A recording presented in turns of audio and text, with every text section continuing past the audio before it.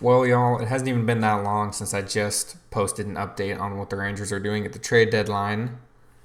But there is another update. They've just traded for Jordan Montgomery of the St. Louis Cardinals, but not just Jordan Montgomery, also right-handed relief pitcher Chris Stratton, and they sent to the Cardinals infielder Thomas Sajasi, right-handed pitcher Takoa Roby, and left-handed pitcher John King. I think that's a pretty fair deal.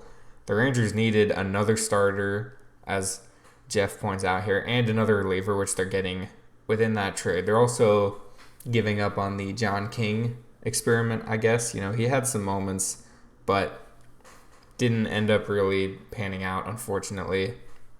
Thomas Sajasi recently started doing very well for Frisco.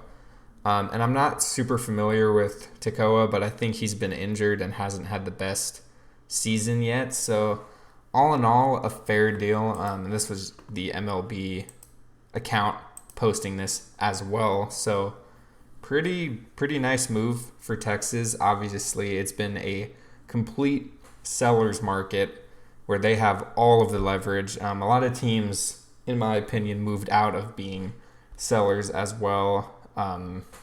You had, obviously, the Cubs were a big one. There were talks of Marcus Stroman, Cody Bellinger being moved.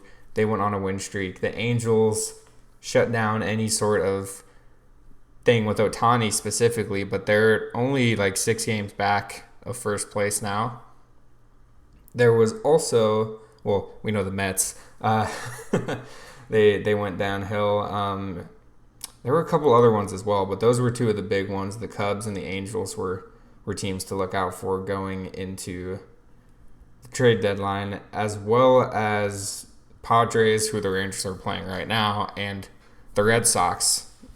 Obviously, Blake Snell and Josh Hader, very desirable players to get on a contending team, and the Padres have sort of shut down any trade talks there. Without getting too much off topic, let's take a look at Mr. Jordan's statistics here.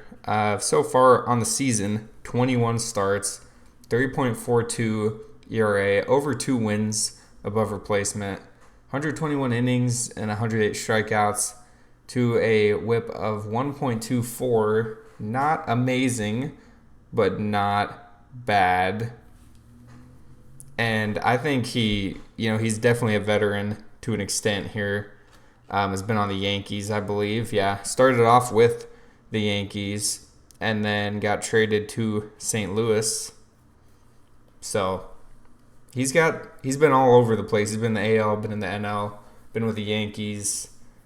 And I think he's going to be a good addition to the rotation, especially with the uncertainty of Evaldi, the uncertainty of really anyone in the rotation right now performing to their best of their ability, and the health concerns, of course. A couple of key numbers here that I also want to point out. Not too many walks compared to the strikeouts. I mean, 2022, he totaled 36 walks, and that was in 178 innings, so maybe a little bit more heavy on the walks actually this year than he had been previously. But then the year before was 51, so doesn't really have too much consistency in that department. ERA plus, though, 126, and the FIP 3.76. For those who are not aware, that is basically your ERA, like without factoring in your infield.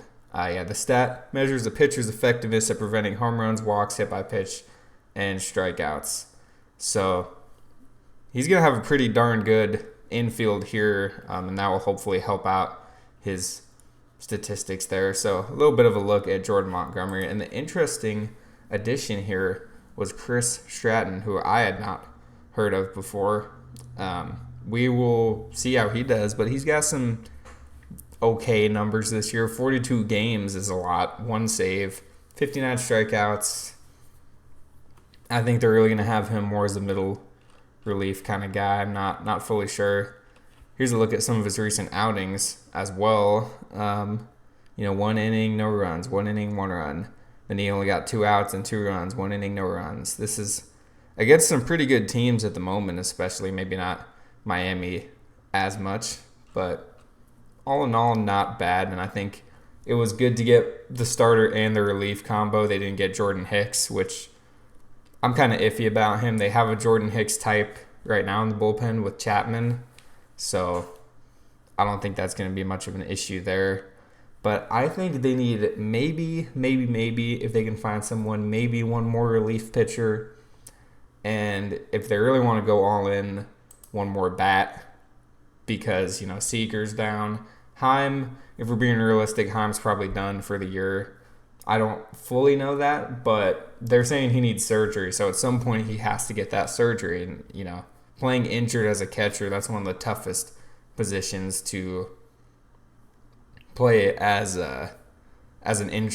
play with an injury, rather, if I could talk. I was getting thrown off because I saw he was a starter at some point, I guess, in 2018, and had a complete game shutout for the Giants there, even despite the 5.09 ERA. So he has been been on quite a few teams and seen it all, I guess. So another sort of veteran presence in that bullpen, if you will.